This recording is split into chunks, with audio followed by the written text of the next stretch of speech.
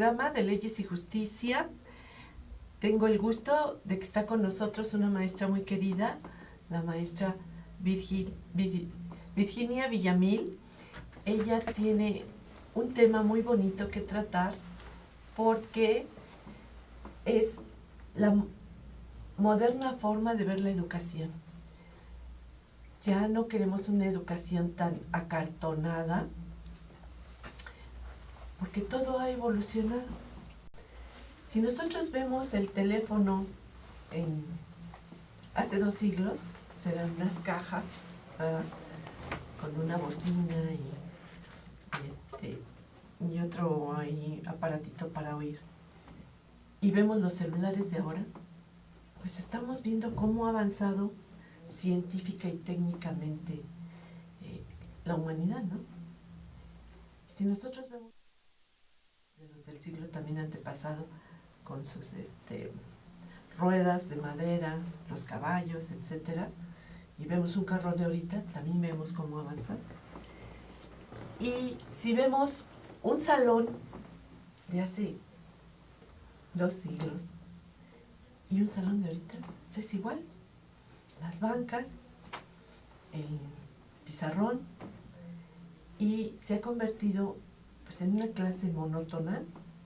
Estamos viendo un maestro acartonado que lo que hace son monólogos, y es terrible porque los alumnos se cansan, los alumnos llega un momento en que ya no captan. Entonces estamos viendo también exámenes demasiado tradicionales que no nos muestran muchas veces el avance o la captación de conocimientos que ha tenido el alumno.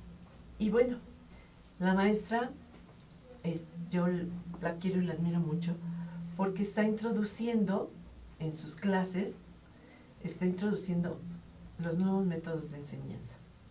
Nuevos métodos de enseñanza también con algunas cosas tradicionales que han servido en el pasado y que sirven en el presente, como es la mayéutica. Recuerden ustedes a Sócrates, ese filósofo y sabio, gordito, simpático, pero muy inteligente. Él decía que su procedimiento era el intercambio, la interactuación entre alumnos y maestros, que yo creo que eso sigue rigiendo, para despertar el interés de los alumnos en el conocimiento. Entonces él decía, así como yo estoy dando estas clases, mi madre, que es partera, da luz entre las mujeres, yo ayudo a dar a luz entre los hombres. Sensacional, ¿no? Sensacional Sócrates. Y el método de interactuación que hace que los alumnos estén despiertos toda la clase sigue rigiendo. Pero también hay otras formas que tenemos ahora, las proyecciones, los videos, la participación. Incluso la maestra deja trabajos en equipo muy modernos donde los alumnos pues nunca se olvidan de sus clases porque son muy participativos. Bienvenida, maestra. Para mí es un gusto, un honor que estés aquí conmigo. La verdad, yo la quiero mucho y la admiro. Entonces vamos a hablar sobre este tema tan interesante que ella maneja a la perfección. Pues buena tarde a todos, doctora. Ante todo, pues extenderle mi gratitud por esta oportunidad de poder compartir una nueva experiencia académica. Efectivamente, a través de un trabajo docente de mucho tiempo, el hecho de empezar a percibir los efectos de una enseñanza tradicional, como dice acertadamente, acartonada, vertical, con una forma en la que el maestro pareciera el poseedor de la verdad, de un conocimiento absoluto, y pues el caer en cuenta de que esta forma tradicional, esta forma pues ancestral, pudiéramos decir, pues no cubre necesariamente con los requisitos ni con pues las necesidades a las que se va a enfrentar el alumno en el campo laboral, en el ámbito profesional, inclusive en el aspecto humano. Con base en esta trayectoria que la Universidad Nacional Autónoma de México me ha dado la oportunidad a través del sistema de enseñanza universidad abierta, del sistema escolarizado y de algunas otras fuentes como son lugares de enseñanza como la Facultad de Filosofía y Letras de la UNAM, la Facultad de Arquitectura, la Escuela Nacional de Trabajo Social, me ha permitido conocer y percibir las necesidades y las carencias que se dan en esta forma pues ancestral de enseñanza.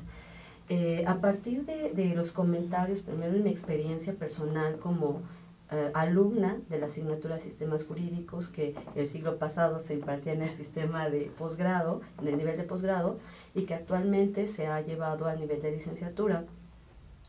Y compartiendo con alumnos, exalumnos, tesistas, e inclusive con otros profesores cosinodales y compañeros de la misma facultad, percibir que hay una actitud un poco ligera, un tanto liviana, con la intención, el alumno en términos generales, solo de acreditar la materia, y entonces observé que no hay un conocimiento significativo, que no hay un conocimiento perenne, lo cual me llevó a buscar la manera de implementar estrategias, herramientas y dinámicas que pudieran permitirle al alumno no solamente acreditar, no solamente pasar, sino además allegarse de una serie de herramientas que le van a ser útiles en el campo laboral, porque a final de cuentas, como universitarios y como profesionales, pues yo les digo tanto en broma, nadie le va a preguntar cuánto te puso la de sistemas jurídicos, pero sí van a requerir hacer frente a situaciones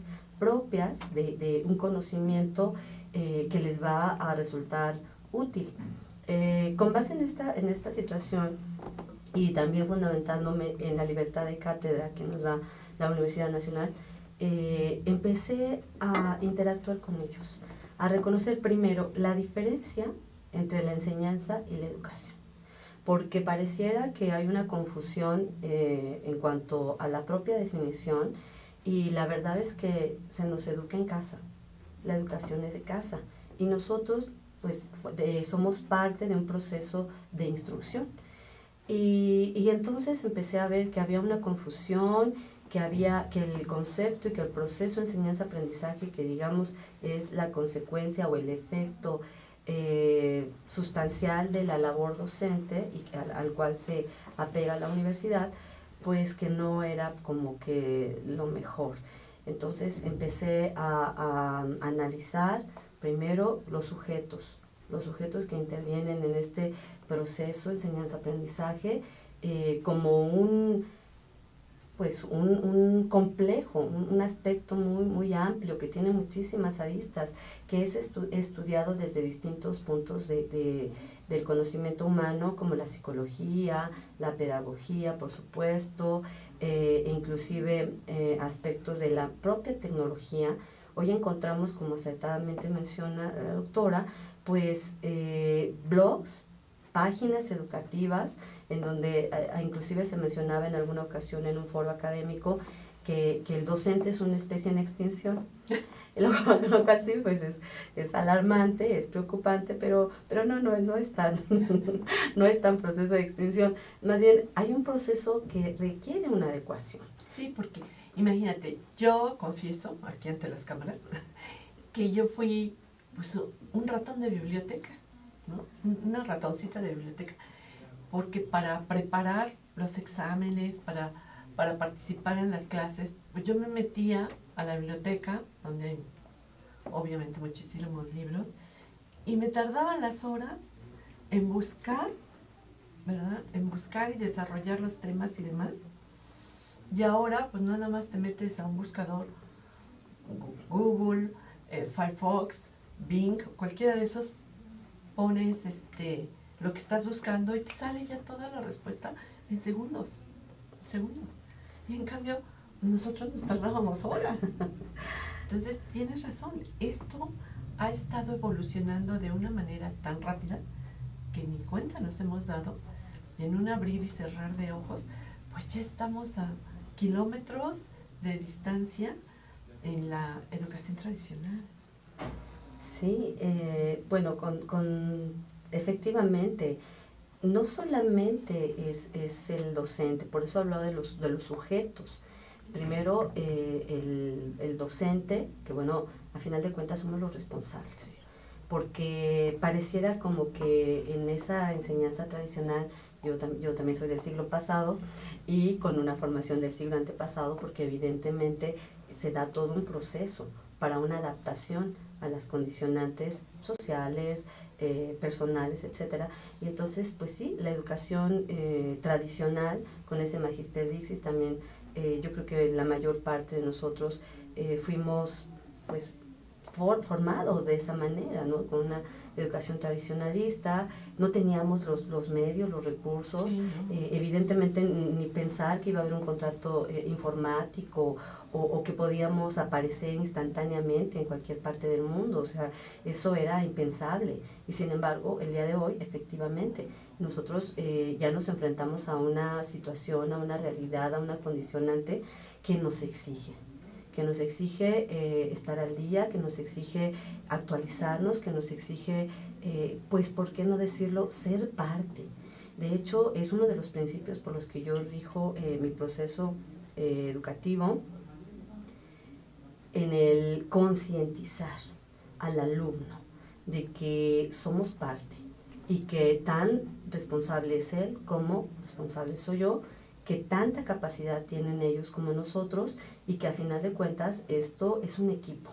La necesidad, por otra parte, ya regresando al aspecto del otro sujeto, que es el alumnado, el alumno vive a pesar de estar inmerso en todos estos avances tecnológicos, en esta nueva tecnología y en esta nueva dinámica social, ellos están solos. Generan un vacío porque no tienen, primero, una conciencia de su autovalor, no tienen conciencia de su sentido de pertenencia y de la trascendencia que tiene su labor académica y posteriormente profesional. Y entonces, con todas esas situaciones, he buscado a lo largo de los años la manera de generar, primero, un rescate de la persona humana, un fortalecimiento de sus vínculos, porque cuando ellos se dan cuenta de que son importantes, de que no solamente son parte de una institución de una manera transitoria, sino que inclusive yo les digo, somos sangre azul y piel dorada, que es los emblemas, ¿no? El sentido de abrazarse a esa pertenencia institucional, de esa pertenencia nacional, porque la Universidad Nacional Autónoma de México, con toda su trayectoria, con todo su bagaje histórico, cultural, de diversidad, porque bueno, aquí en la UNAM tenemos prácticamente todas las áreas del conocimiento cubiertas, y también la intención de generar y propiciar, pues, una conexión.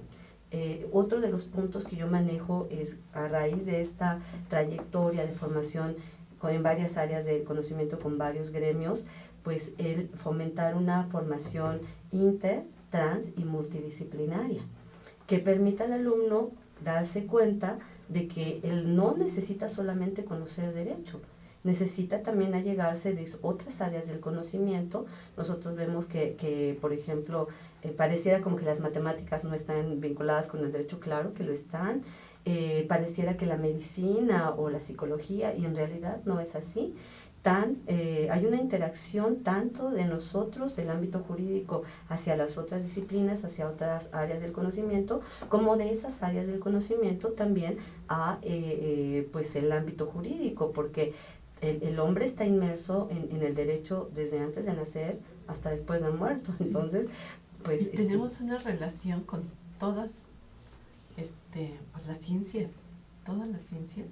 El derecho mismo es una ciencia, ¿no? Entonces, no es una carrera cuadrada, al contrario, es una carrera que tiene que ver con todo.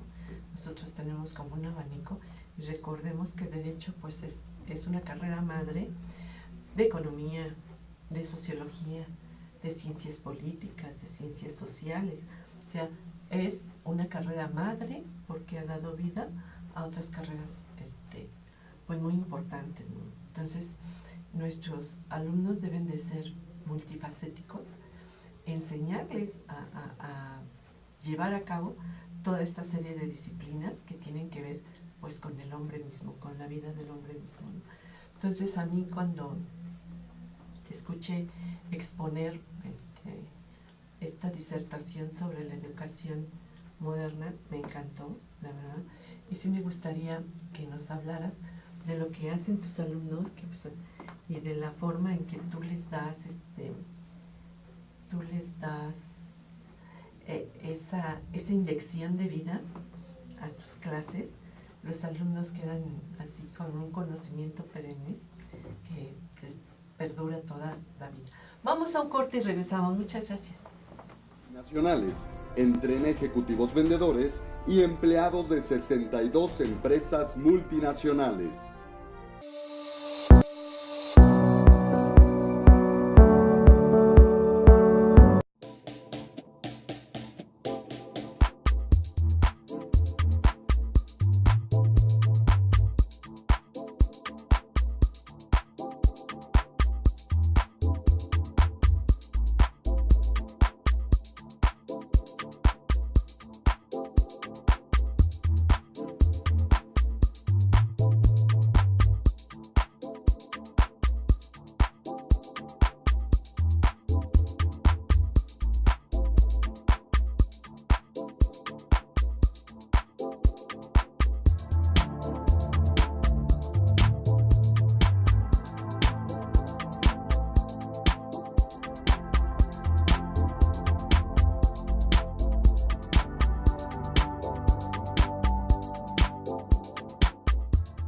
Ruiz Robles, corredores públicos y peritos traductores. Trabajamos para darles seguridad, confianza y un servicio profesional en sus asuntos relacionados a fe pública, valuación, arbitraje comercial, asesoría jurídica y traducciones. Para nosotros lo más importante es su satisfacción, brindándole además la asesoría jurídica necesaria en su negocio, con un equipo de profesionales capacitados para prevenir y resolver situaciones de riesgo en su empresa. Le aseguramos una asistencia profesional personalizada y humana a quien consideramos más importante, el cliente, porque las oportunidades pequeñas son el principio de las grandes empresas. Conferencista internacional. Experto en temas empresariales. Experiencia de 18 años en empresas multinacionales. Entrena ejecutivos vendedores y empleados de 62 empresas multinacionales. Conductor del programa Líderes en Acción en Astele.tv. Ha brindado más de 2.500 conferencias en México, Centro y Sudamérica. Orador profesional y campeón nacional de oratoria. Considerado el comunicador del año. Gildardo Avendaño.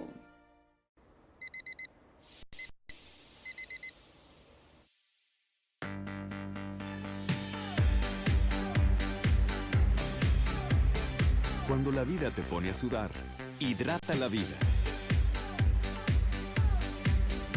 Electrolit, científicamente hidratante.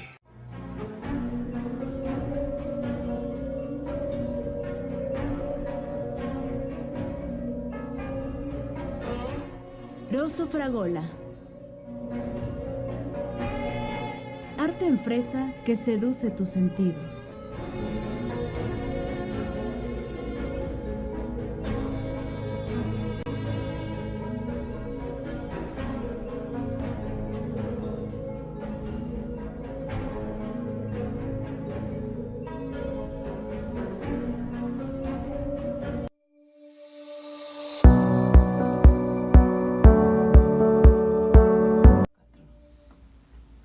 Estamos de regreso en Leyes y Justicia con este programa tan interesantísimo acerca de la enseñanza moderna, de la educación moderna, con la maestra Virginia Millamil, que bueno, ella lleva a la práctica todo esto, ¿no?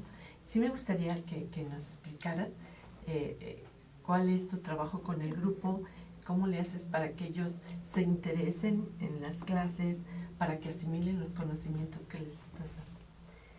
Bueno, sí ha sido una labor de mucho tiempo, sobre todo de observación. A veces cada grupo es distinto, es como los dedos de la mano, como los hijos, ¿no? cada uno es distinto, pero todos se quieren.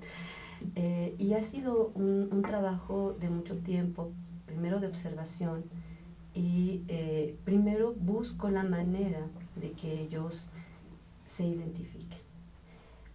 Les pido que hagan un análisis del nombre de ellos y los significados, lo que significa su nombre, lo que significan sus apellidos, lo que significa la UNAM, lo que significa México, lo que significa el derecho. Cuando ellos empiezan a darse cuenta que sus nombres tienen un significado hermoso y que además les genera un vínculo hacia ellos y hacia su familia, porque es importante que ellos no se sientan solos, que ellos sepan que son producto de una familia que los ama. Y entonces ese es el primer punto, primero identificarlos a ellos. Después, con todo esto se les da unas generalidades sobre lo que va a tratar el curso.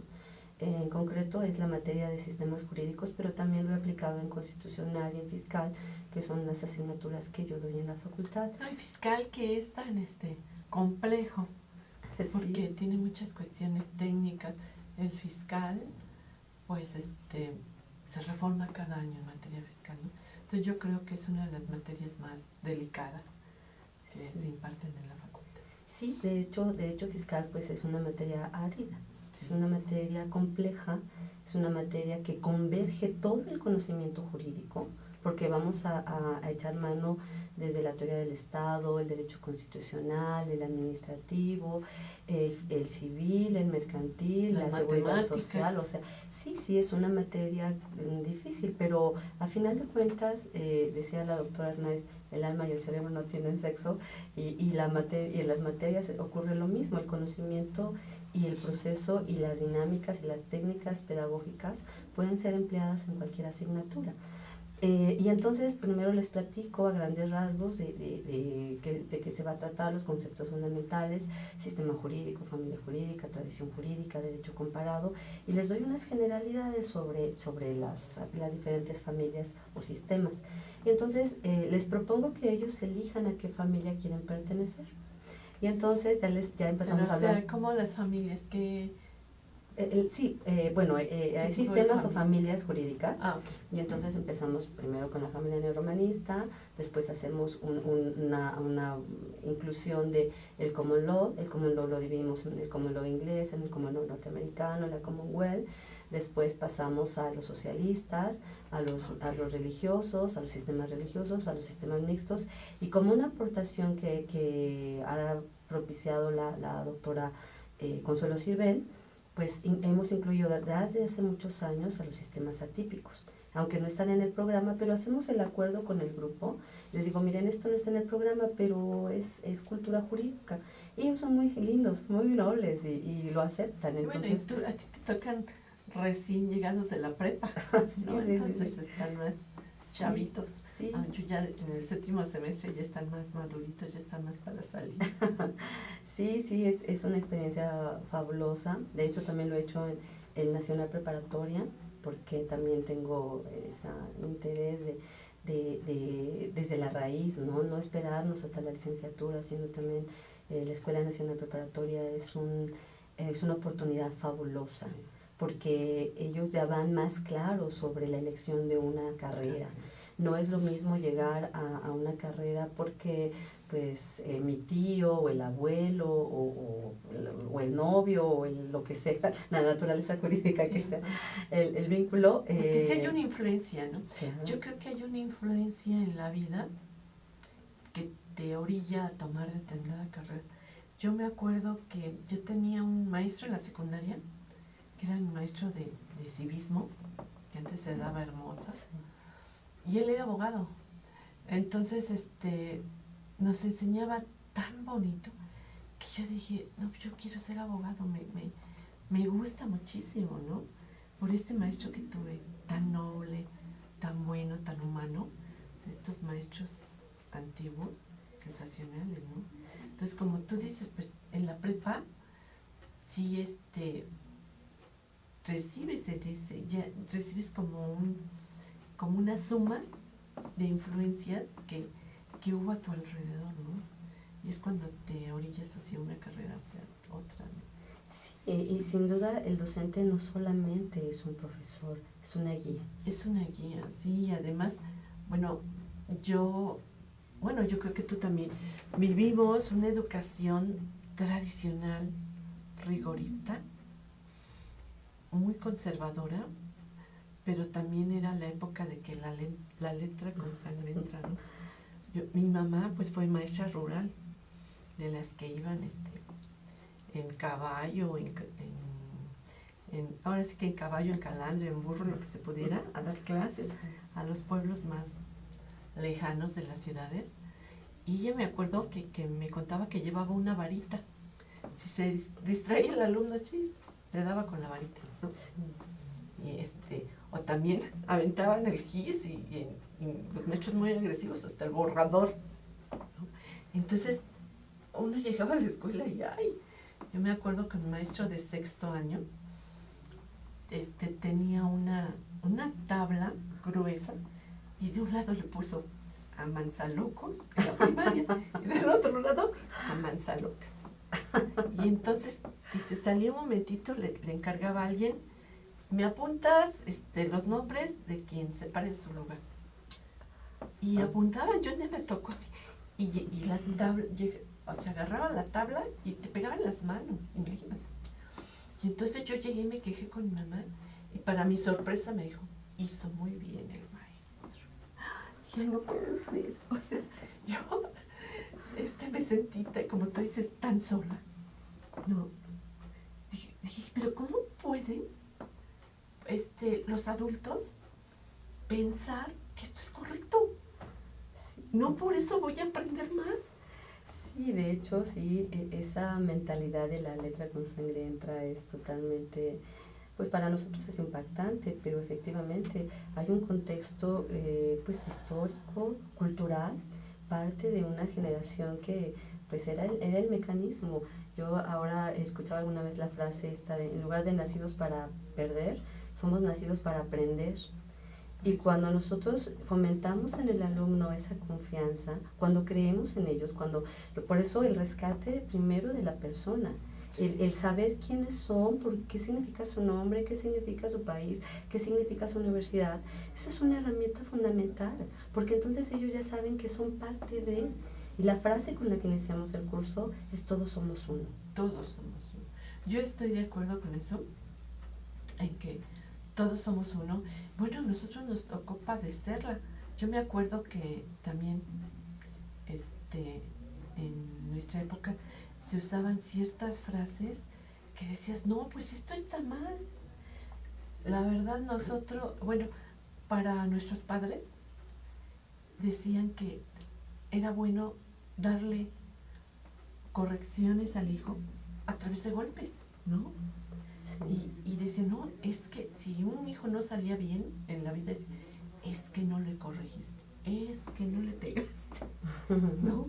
Y sí, qué terrible, porque ahora ya los psicólogos no les puedes pegar porque los traumas, las manos, pues no, es creatividad, es su creatividad la que estás afectando.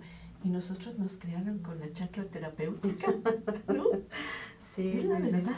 Y yo digo, bueno, pues qué bueno que aparecieron los psicólogos, sí, porque ahora ya con pláticas, con terapias, etcétera, pues tratan de sacar a la persona adelante. Pero los maestros tenemos una responsabilidad tan grande porque nos toca formar a las personas y formarlas en principios y en valores éticos. Porque yo considero que ahorita hay una delincuencia terrible en nuestro país. Nos pasamos sin que les dieran clases de civismo ni de ética. O sea, 25 años sin civismo. ¿Te das cuenta que son los jóvenes de ahora que están delinquiendo? ¿Por qué? Porque no les enseñaron el respeto a la vida, no les enseñaron el respeto a la libertad, a la integridad física de las personas.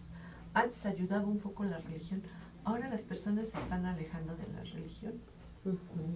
Y pues ya no está la presencia de la mamá, sobre todo en la casa, ni del papá, que les enseñen valores a los hijos. Entonces llegan a una universidad en donde llegan con una terrible carga de bullying y entonces en donde dicen, no, pues yo ya me aprendí a defender, ¿no? Entonces llegan con una agresividad tremenda. Entonces hay que moldearlos, que formarlos, que hacerlos sentir, como tú dices, una pertenencia a algo, un respeto y un amor a las instituciones educativas y a los maestros. Sí, sin duda la clave está ahí, en la familia. La familia es el punto medular. Si no hay una estructura sólida en la familia, y desafortunadamente vemos con todo respeto políticas públicas equivocadas en donde fomentan esa ruptura del vínculo familiar. Ahora la que educa es la televisión, Sí. es la nana, es la mamá, es con todo respeto a los medios de comunicación, no me refiero a esto por supuesto, No, pero sí hay medios que tergiversan, hay medios que fomentan, porque como hay un vacío tal, yo les digo que son la generación de la argolla, porque están vacíos y nunca se van a llenar con nada. Por esa situación de que los padres de familia, en el mejor de los casos que existan, porque yo hablo inclusive de la figura del padre de papel, el que está en el acta, en la foto y en el mejor de los casos en el cheque, porque solo está ahí. Los padres de familia tenemos que salir a trabajar, ahora las madres, porque en nuestra generación eso era poco común y ahora sí es lo habitual, y vemos políticas públicas donde guarderías a los 45 días y cosas así. Yo no digo que sea malo, pero no podemos ir a situaciones extremas. Estas situaciones extremas son las que han generado justamente ese vacío del que hablábamos hace un momento, esa ruptura de valores éticos, porque ahora pareciera que están sobrepuestos los valores financieros a los valores éticos, y eso ocasiona justamente una persecución por condicionantes financieras, económicas, y que a la larga pues solo van a generar más vacío, más dolor, más culpa y más situaciones que solamente propician un proceso, dicen los psicólogos, de separatidad, en donde el ser humano pues está solo, tiene un vacío terrible y no va a haber ni sustancia, ni grado académico, ni posición económica, ni estatus que lo llene. Y entonces vemos esas fugas de la persona a través de las adicciones, vemos pero además uno diría, bueno, solo pasa en tercermundistas, no, vemos sociedades como culturas de primer mundo, en donde los índices de suicidio de la juventud pues son alarmantes, por ese nivel extremo de competitividad, en donde pareciera que para valer necesitamos tener, y entonces volvemos a la ruptura de las esferas pitagóricas del ámbito del ser, hacer y tener, en donde pareciera que el tener es lo más importante y el ser queda en un plano secundario, cuando en realidad debiera ser ese equilibrio para que la persona como tal, el personaje desde el mundo de los griegos. ¿Cuántas veces vemos que inclusive mi posición a través de la enseñanza lúdica del derecho, concretamente de los sistemas jurídicos, pero como reitero, lo he aplicado tanto al derecho constitucional como al derecho fiscal, vemos que esa interpretación que nos da Johann Huizinga con el Homo Ludens, que es la base, digamos, doctrinal, sustancial del procedimiento de la enseñanza lúdica, pues nos muestra cómo... Oye, cómo... y el Homo Videns. Claro. Es que les voy a decir que, bueno, ¿quién se queda con los hijos si no está el papá y la mamá? La televisión. Y en la televisión nada más se ven películas de agresión, de armas, en donde, bueno, yo le digo a mi esposo, oye, parece que se salpica la sangre hasta acá, ¿no? Sí. Porque matan hasta el perico. Sí. Entonces, eso es lo que vemos ahora en las calles. Sí. ¿Por qué? Pues porque fue lo que estuvieron viendo durante su infancia los adultos, los adolescentes y los niños de ahora. Sí, y son mensajes contundentes que van directo al inconsciente. Al inconsciente se les quedan. Entonces, pues, estamos viendo un ejemplo clásico, un ejemplo que vimos, un caso real, que matan y creen que están haciendo bien, que están siendo como héroes.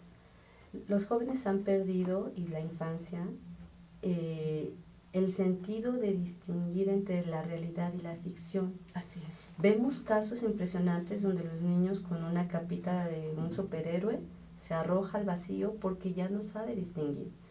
Porque vemos esos juegos extremos en donde los jóvenes se asfixian porque no saben distinguir. Vemos actividades de riesgo, deportes extremos, que yo digo son actividades extremas, el parkour y cosas así, que uno dice, qué cosa tan impresionante. Se avientan al abismo, ¿no? Entonces, Sí. después, ¿qué está pasando, no? Sí, es una ruptura, es una pérdida del sentido de la realidad y la ficción, generado por esa condicionante.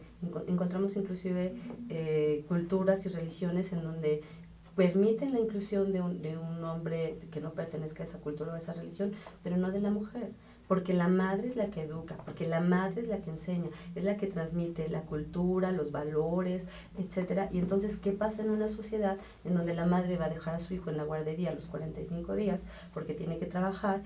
Por esa búsqueda materialista que los propios factores reales de poder y modelos y mecanismos de dominación van generando para una sociedad que efectivamente pugne por los valores financieros y los valores éticos, son de viejitas, de gente del siglo pasado, de gente romántica o lo que sea, pero es una realidad que está trayendo sus consecuencias y las consecuencias son terribles para todos, porque no es una cuestión de, bueno, yo porque estoy inmerso en esta situación, es para todos, porque va pasando una persona inocente y estas personas que ya no saben si están en un videojuego y no distinguen la repercusión de un arma punzocortante o un arma de fuego y le disparan a cuantas personas inocentes que solo iban pasando, que además, bueno, esta cuestión de las adicciones, que también es propicia por este vacío, por esta necesidad, por esta búsqueda que se genera en la ruptura de la célula de la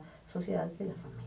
Fíjate que yo creo que en las adicciones tiene mucho que ver el medio. Yo he visto que los chicos acuden, bueno, empiezan con la marihuana, ¿no? El alcohol, la marihuana, y ahí se van. Porque muchas veces se sienten muy presionados de sacar buenas calificaciones, por decir. Y entonces, como una droga como la marihuana les hace sentir alegría, se quitan la presión, la presión y la preocupación de pasar los exámenes y demás, que por eso hasta en las mejores escuelas se está dando este tipo de drogas, porque es una salida para ellos y un relajamiento y una aparente alegría, ¿no? Porque lo que hace esta droga es que se empiezan a reír, a sentir, y se sienten que se liberan, ¿no?, de todas estas preocupaciones. Y entonces es así como inician el camino de las drogas. Sí, por eso, volviendo nuevamente en el proceso de enseñanza-aprendizaje, a ese vínculo que se da entre estos dos sujetos, que son el docente y el alumnado, necesariamente debe existir un vínculo. No podemos seguir viendo al alumno como un número de cuenta, o yo les digo el preso número 9, ¿no? Porque no, son personas, son seres humanos situados en situación y que tienen necesidades y a las que finalmente vamos a dirigir, vamos a conducir, pero que ellos también a su vez van a darnos pues muchas cosas, porque a veces hasta el propio lenguaje, sus propias inquietudes nos hacen percibir cosas interesantes. A hablar sobre el lenguaje. Nos vamos a un corte y regresamos. Muchas gracias.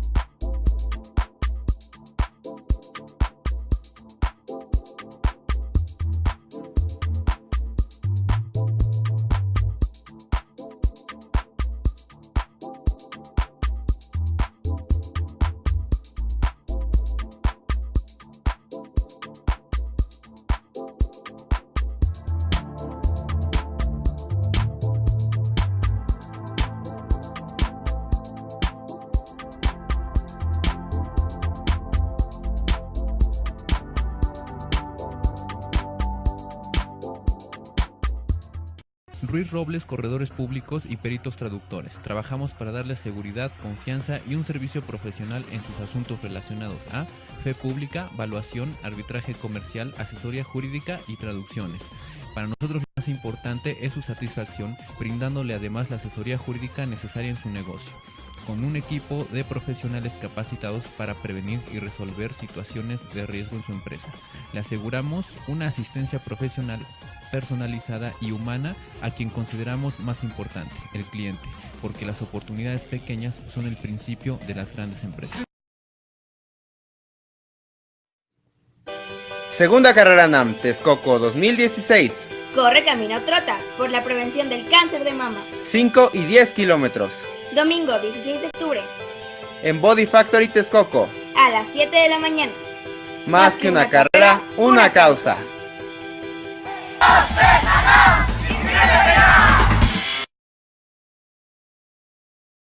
Conferencista internacional. Experto en temas empresariales. Experiencia de 18 años en empresas multinacionales. Entrena ejecutivos vendedores y empleados de 62 empresas multinacionales. Conductor del programa Líderes en Acción en Astele.tv. Ha brindado más de 2.500 conferencias en México, Centro y Sudamérica. Orador profesional y campeón nacional de oratoria. Considerado el comunicador del año. Gildardo Avendaño.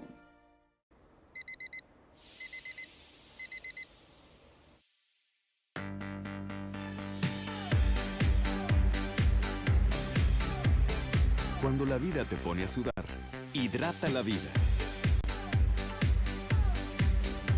Electrolit, científicamente hidratante.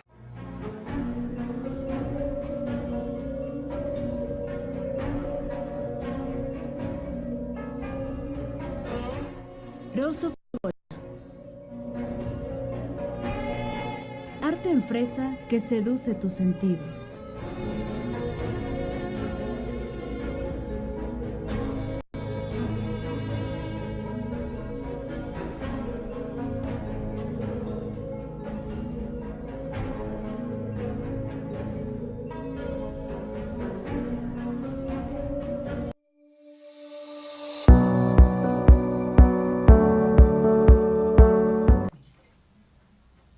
Estamos de regreso en Leyes y Justicia con la maestra Virginia Villamar.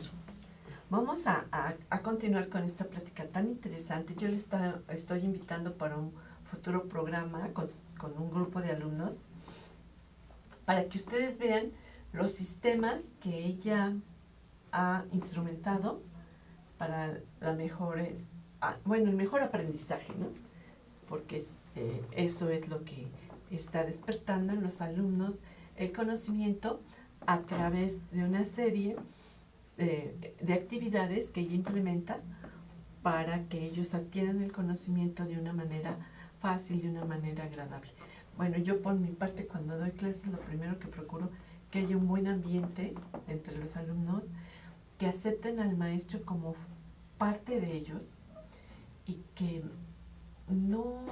yo me acuerdo que cuando yo estudiaba, bueno, el maestro se subía a una tarima en la prepa para que viéramos al maestro como que más grande que nosotros, como superior a nosotros.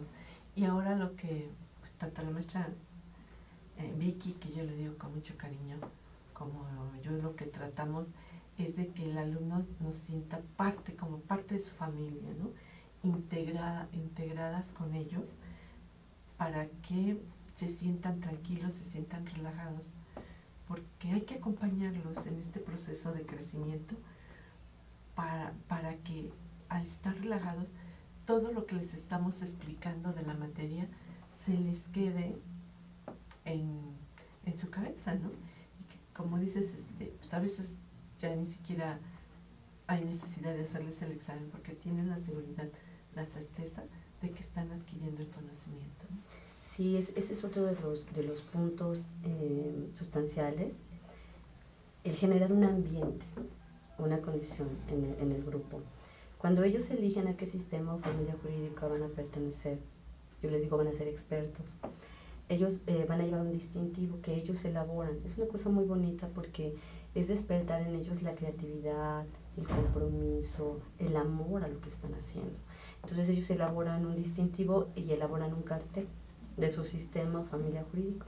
Ese distintivo lo usan siempre en la clase y cuando llegan lo colocan en el aula y entonces ya no necesitan ni abrir el libro o el cuaderno o los apuntes o nada para saber cuántas familias o sistemas existen, porque todos los días cuando llegan lo ven y llega tal la familiarización con los que es fácil. Con el material didáctico. Sí, que ya no necesitan más que asistir y participar, poner atención.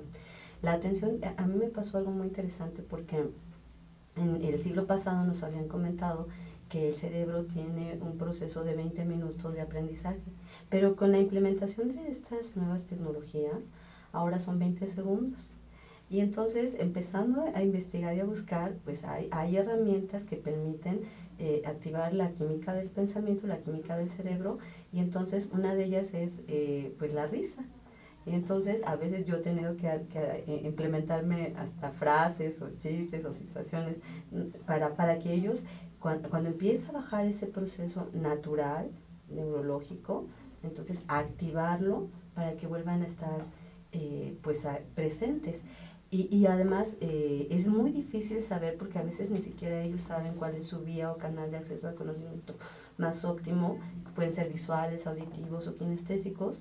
Y entonces he implementado una herramienta que es la carpeta o portafolios de evidencias, en donde ellos lo dividen en secciones, lo que veo, lo que oigo, lo que escribo y mis transformaciones. Y entonces ellos hacen mucho trabajo, pero vale la pena. Vale la pena porque ellos, para empezar, se conocen y eso lo pueden usar en otras materias. Y entonces, si yo soy visual, pues hago mis esquemas, mis cuadros, mapas mentales, vemos videos, les pido que vean películas, porque la materia propicia un conocimiento prácticamente de todos los países, de todas las sociedades, y entonces a través les sugiero las películas, a las que pueden empezar a conocer más allá de lo que no va a estar escrito en un libro. Pero el arte del cine, pues es una herramienta. Tenemos a la maestra Karina Gómez Frode, que introduce películas para que adquieran mejor el conocimiento. Hay otro maestro, bueno, ellos lo hacen por intuición. Tú has investigado con los autores de las nuevas técnicas del conocimiento, de la educación, pero el maestro Héctor Molina, muy querido, entrañable maestro de muchos años, él tenía un chistógrafo. O sea, cuando llegaban los alumnos tarde, la sanción era contar un chiste. Y la risa es muy importante. La risa es muy importante. Sí, claro. Y había alumnos que le decían, maestro, no me hace chiste, pero ¿puedo cantar? No, entonces todos soltaban la carcajada de decir, a ver, que cante. O llega otro, pues yo solamente sé declamar. Pues declame. Y eso hacía, estaban sus salones llenos. Sí, claro. Eso hacía que los muchachos se relajaran y que adquirieran el conocimiento. Y extraordinario maestro. Sí, claro. Pero te digo, lo hacía por intuición. Sí, bueno, ese es un fenómeno, yo creo que a todos los que estamos interesados y que amamos lo que hacemos, siempre vamos a buscar alternativas. Claro. Siempre vamos a encontrar y a tocar y a buscar abrir puertas y a estar en una lucha por el perfeccionamiento de nuestra labor. Entonces, sí, ellos hacen su portafolio, su carpeta de evidencias. Ahora hemos implementado relativamente reciente, tendrá unos años, muy pocos, un chismógrafo. Nosotros no tenemos chistógrafo, pero tenemos chismógrafo de la materia y se cartean entre ellos la clase, porque a veces la percepción de un concepto, de una figura, de una institución, pues es de una forma en una persona y de otra en otro, y con estas cartas además desarrollamos algo que se ha perdido muchísimo con estos, ahora los ordenadores, las computadoras, iPod, cualquier herramienta, ya no escriben. No, ya y no. es importante. No, y no nada más, ya no se usa, ya no llevan a veces apuntes. Ya no llevan, antes llevaban cuadernos, luego llevaban carpetas, y ahora nada más traen esto. Y les dice uno, no, es que esto está explicándoles.